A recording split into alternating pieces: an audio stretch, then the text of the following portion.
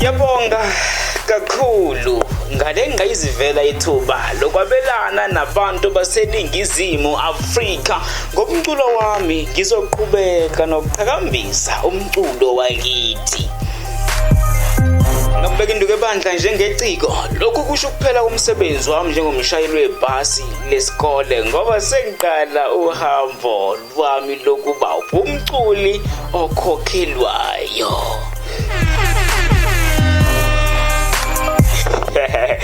Igama lakhe uBhacasoul, igama lakhe uBhacasoul. Senifindela tu lelo zilo dumo, izilo dumo kwaZulu-Natal kwavele kwazawela senyakatho South Africa neAfrika kanye nomhlaba wonke jikelele. Uhlelo IZWI LAMACIKO no Mr Friday wabantu.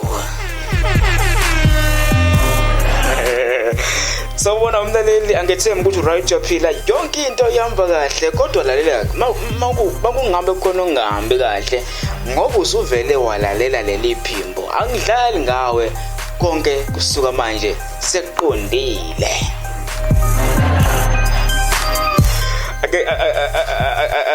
Ake ngithathe leli thuba sengibingelelile. Sawubona, ake ngithathe leli thuba ngithi ke siyakubongela insizwa enkulu, ndoda yamadoda, ndoda enkulu ngokuphuma phambili kuShuni Womhlaba. Shuni Womhlaba ukhalewe emuke nesamba sika 500,000 wamarandi. Thanda ikhaya, Gcwalisa, Bhacasoul, Magayana. Laleli lena ke insizwa yalena lapha eWolma eGqeberha kwelase Eastern Cape. Njengoba uyazi indaba ebeyiphela uShuni Womhlaba. uBhacasoul uphume unombolo 1 kuShuni Womhlaba season 1. Wakhala wemuka nesamba sika 500,000 wamarandi. Waqaqwada noma eqwaqwada lapha ke uLindo J Music Mtimunye.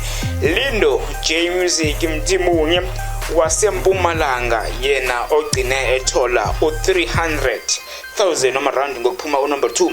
Ngokuphuma unumber 2 kanye nomthobisi Kudazi wase KZN wakwaZulu-Natal naye bamqoqoda ikhanda ewaphuma unumber 3. Yena ke wathola umthoba nhliziyo ka 200,000 wamarandi. Ake nje saseleli thuba ke sibabongele, siphinde sibashayele ihlombe. Ngiyazi uke wabashayela ihlombe, awuphinde ubashayele ihlombe nalapha ke mlaleli.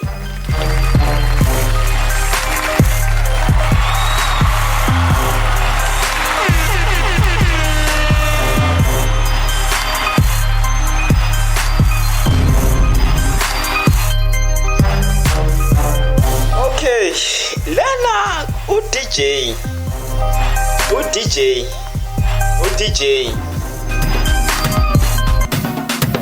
alright ke uDJ Khotini insizwa ayidabuka lapha eMandabeni.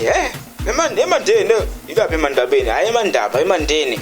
uDJ Khotini insizwa edabuka eMandeni enyakatho yakwaZulu-Natal.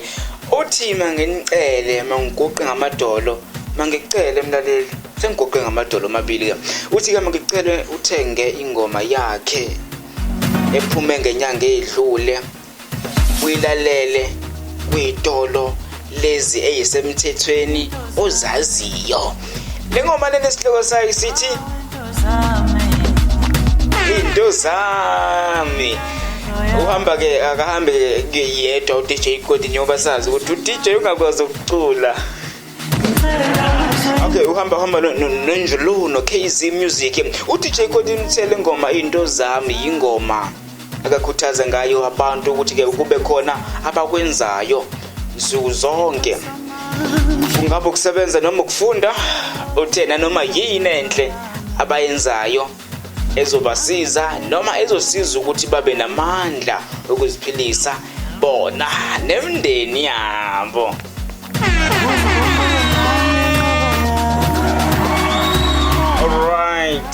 Alright ke mfowethu. Utheke mangicele uthe uyacela. Cele mlaleli uqhubeke nokulalela lengoma yakhe ngoba khona akazokwenzela yona. awuqagela ukuthi yini othi ngikuhlebele ngoba wena uthe uma ike yafika kwigolide noma iplatinum uzobe sekuthi bhu le album yakhe yokuqala ngqa eselokhu afika endimeni yomculo akakazi ukontina keep album igwala lomfana ulethi singile EP 3 slices 2 slices igwala lomfana.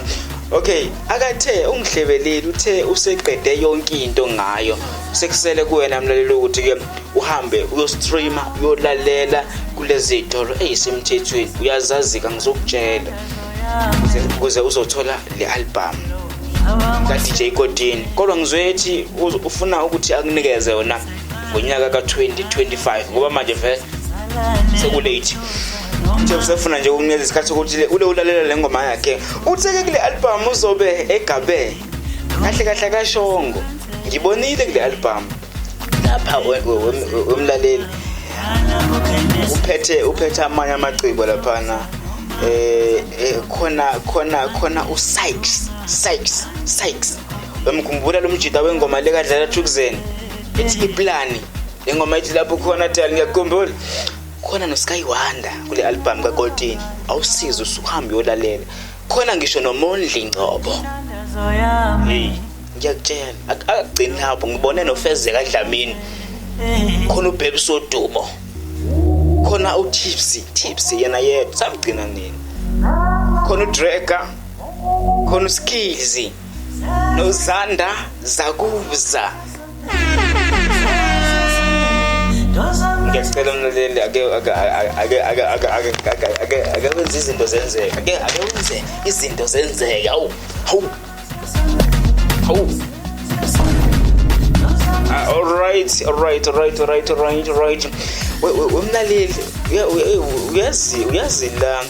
uyazi la mlaleli ngicela ubuke la nasi isithombe lesi esisusinkulumo ezikhundleni zokuxhumana uKing Zoso lo mawuthi ambona la uKing Zoso sengichazela umuntu ongilalele kwi-podcast because khona umuntu ongilalele kwa Spotify ongilalele kwa Deezer nje lezi inkundla ekwazi khona ukuthi ulalela ama podcast ngaphandle kokubukela so sengenzela ukuchazela naye la isithombe sika King Zoso njengoba usibona ugqoke iskipa esimhlophe isikhinde esimhlophe ugqoka nezicathule ezimhlophe wasephathi ibhola elimhlophe libhalwe ukuthi sibanibani lesi sithombe mawujosibheka sifana nesishuto Khuzani noma nesikisho Khuzani ngesikhathi esinikeza icover yengoma yakhe track number 1 esihloko sithi Ronaldo manje ke bathu hlukene imbono abantu basho lokhiyana